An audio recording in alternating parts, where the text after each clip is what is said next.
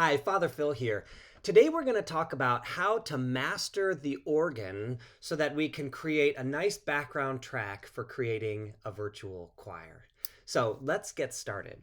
Here we are in the program Audacity. It's free for Mac or PC. And I'm going to go to my files and take a movie file, which, as you can see, is simply recorded in our church from the middle of the aisle of the organ.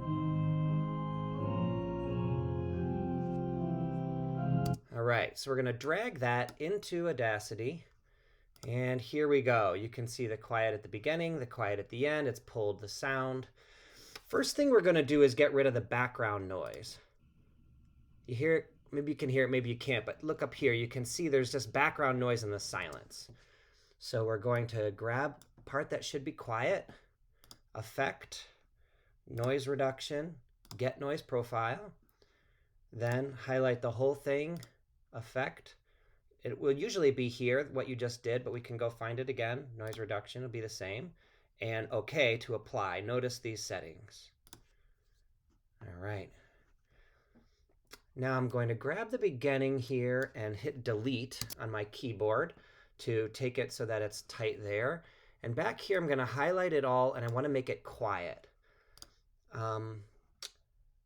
Remove special. Silence audio is Command L on my Mac. So I can use it on my keyboard or just hit it here. And notice that it made it all quiet. So that's the basic way to take what we recorded and to make it clean. But what we're going to do is multiply this track so we end up with 4 stacked versions of it, each with some different character, so that as we adjust the volume, we can change how it sounds. Does that make sense? We're going to have this one that's just clean and straight.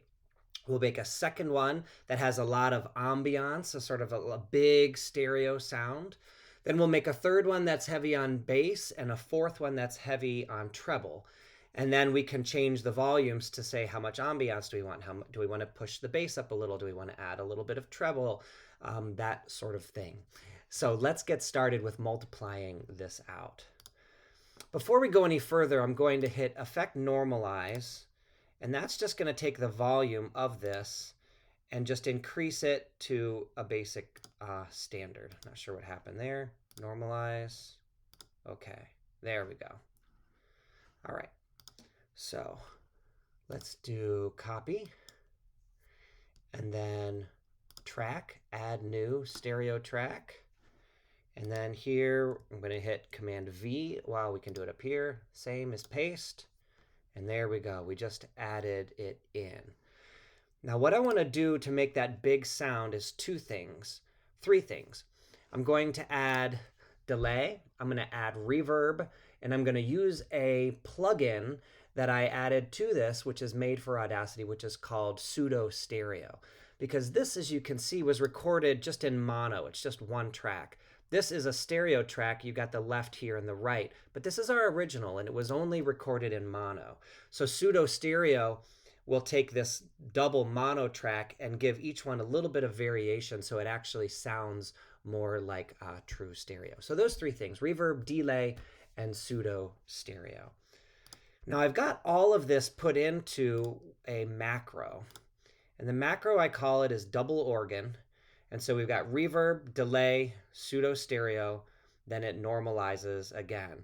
This is another thing that just will reduce the volume down to -18 for convenience. But these are each of the steps. So if you wanted to do them separate, if I go to edit here, you can see my reverb settings. You might want to write those down if you want to use them the same. Okay. Delay, these are what the delay settings will look like. Okay.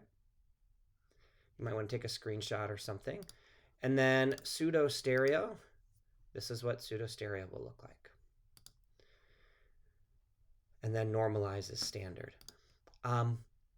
Each of these can be found in effects. So you can go to effects, delay, effects, reverb, effects when you add it, pseudo stereo. Let me show you quickly how to find pseudo stereo. So if you do Google for PS pseudo stereo, Audacity, comes right up, pseudo stereo effect, and then it tells you right here. This is where you this is where you can download it. And then when you download it, it also has instructions. Pseudo Stereo download, and at the top of this page, to install Nyquist Puck, see this page. So I'm going to let you figure that out on your own, but it's not that hard to do. And if you don't use it, then that's okay as well. So let's go ahead, and I'm going to now apply my macro to this to do all those things just real quick. Apply double organ. Adding reverb, adding pseudo stereo. The delay was super quick. And now let's play it and you can hear the difference.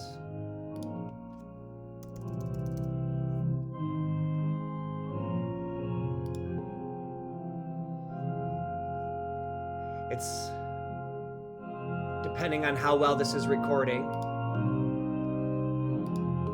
you'll be able to hear the difference, or maybe you can't. But it's really kind of nice to have both of those, and it'll make a difference.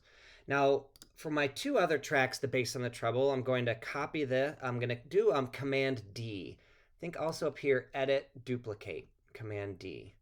All right, so make sure this one's highlighted. Command D will give me one extra, and then I'll hit choose select one and Command D.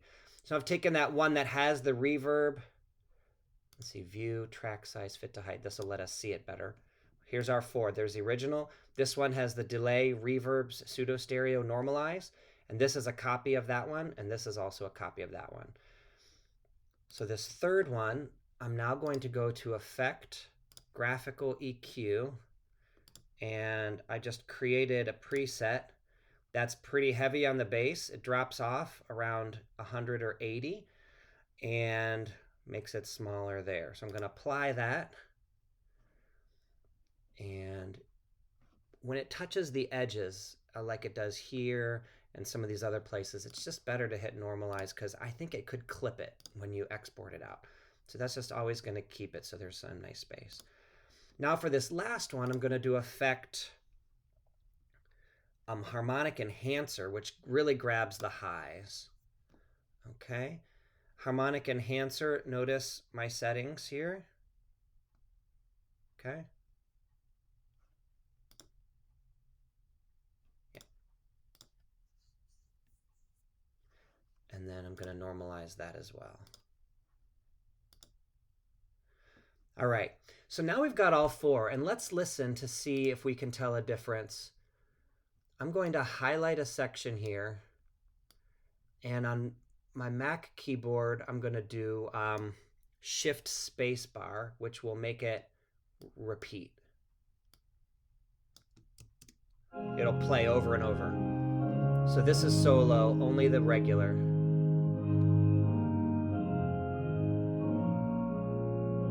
Okay, this is the pseudo stereo. This is the reverb delay pseudo. All right, now this will be the more bass one. And then the higher. Okay. So let's go to View, Mixer Board, and here's my 4 tracks. I've set them all to -36, which I find is pretty good when you're normalizing to -1. And you can see mute, mute, mute, and this one's solo. If I unsolo it, they're all going to play. So let's just keep it going. And what I usually do is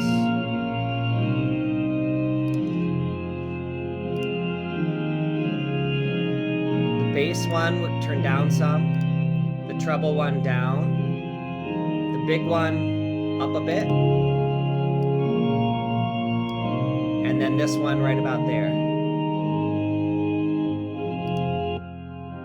So this is it by itself, and this is with all 4.